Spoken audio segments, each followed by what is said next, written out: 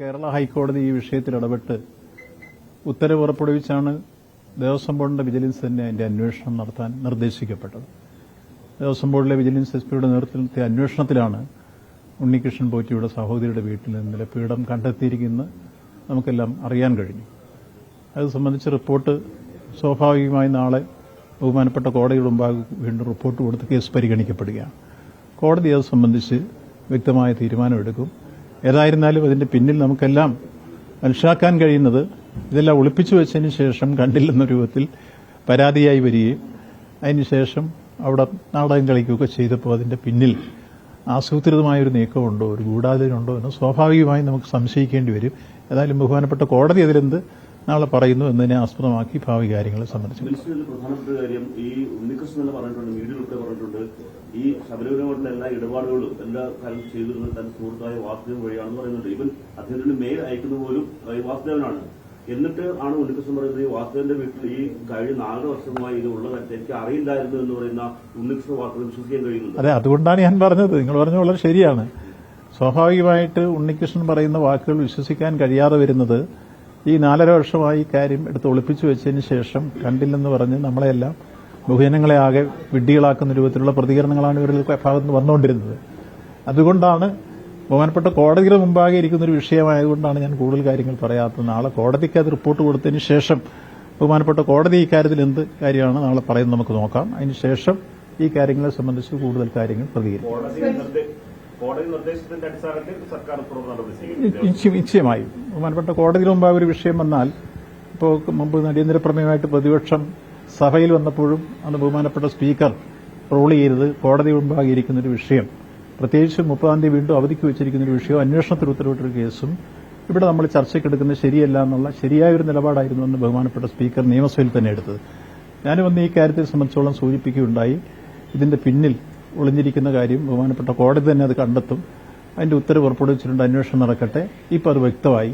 നമ്മൾ സംശയിച്ച പോലെ തന്നെ അതിന്റെ പിന്നിൽ വലിയ രൂപത്തിലുള്ള ആസൂത്രിതമായ ഒരു ഗൂഢാലോചന ഉണ്ടോ എന്ന് സംശയിക്കുന്നു. അത് നമുക്ക് നാളെ കോടതിയുടെ റിപ്പോർട്ട് കൊടുത്ത് കോടതിയിൽ പരിഗണിച്ചതിന് ശേഷം പുറപ്പെടുവിക്കുന്ന ഉത്തരവിന്റെ അടിസ്ഥാനത്തിൽ ഭാവി ഗവൺമെന്റ് കാര്യങ്ങൾ ആലോചിക്കാം.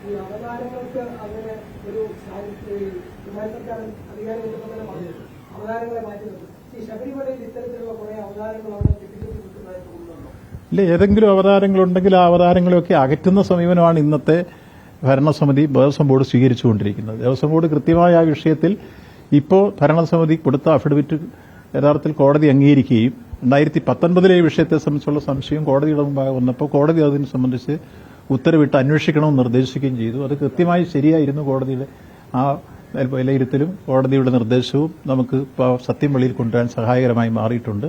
അതുകൊണ്ട് കോടതിയുടെ ഇടപെടൽ ഏറ്റവും സഹായകരമായി മാറിയിട്ടുണ്ട്. ഇതിന്റെ അടിസ്ഥാനത്തിൽ ഭാവിയിൽ ഇത്തരത്തിലുള്ള കാര്യങ്ങൾ ഏതായിരുന്നാലും പണ്ടുണ്ടായിരുന്ന പോലുള്ള സംഭവങ്ങൾ ഇതിൽ ഇപ്പോൾ ഇത്ര ഒറ്റപ്പെട്ട സംഭവങ്ങൾ പോലും ഇനി വന്നുകൂടാ എന്ന കൃത്യമായ നിലപാട് സ്വീകരിക്കുന്ന ബോർഡാണ് ഇന്ന് തിരുവിതാംകൂർ ദേവസ്വം ബോർഡ്. ദേവസ്വം ബോർഡ് പക്ഷേ ഇതിന്റെ ഉത്തരവാദിത്വം മാറുന്നത് കഴിയുമോ? കാരണം ഇതൊരു വഴിപാടായി ലഭിച്ച ഒരു ശാസ്ത്രമാണ്. ആ വഴിപാടായി ലഭിച്ച സാധനം എങ്ങനെ തിരികെ വാസ്തുവിന്റെ കയ്യിലെത്തി? അവിടെ മഹത്തിൽ എഴുതിയിട്ടില്ല, രജിസ്റ്ററിൽ എഴുതിയിട്ടില്ല. അപ്പൊ അതുകൊണ്ട് ദേവസ്വം ബോർഡിനെ എങ്ങനെ ഉപയോഗിച്ച് അറിയാൻ പറ്റും? അത് ഉത്തരവാദിത്വം ദേവസ്വം ബോർഡിനില്ലേ? അതെന്താണെന്നുള്ള പരിശോധിക്കുക. അതിൽ നാളെ കോടതി തീരുമാനിക്കട്ടെ. കോടതി ഈ കാര്യത്തെ സംബന്ധിച്ചോളം അന്വേഷണത്തിന്റെ വിഷയങ്ങളെല്ലാം ഏറ്റെടുത്ത സാഹചര്യത്തിൽ ഉത്തരവിട്ട അടിസ്ഥാനത്തിലും ഇപ്പം നാളെ റിപ്പോർട്ട് വിജിലൻസ് എസ് പി കോടതിക്ക് സമർപ്പിക്കും.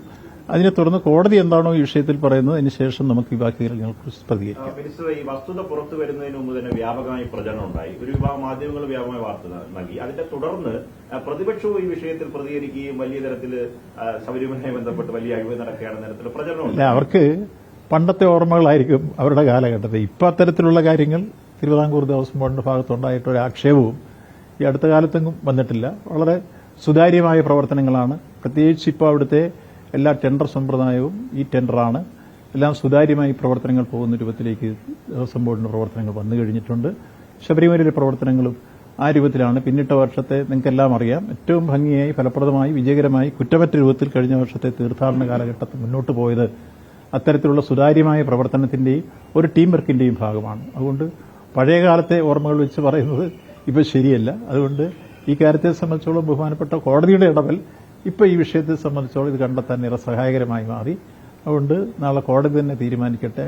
എസ് പി റിപ്പോർട്ട് കൊടുക്കും. അതിനുശേഷം ബാക്കി കാര്യങ്ങളെക്കുറിച്ച് ഗവൺമെന്റ് ഭാഗത്ത് നിന്ന് പ്രതികരിക്കാം. ഓക്കെ.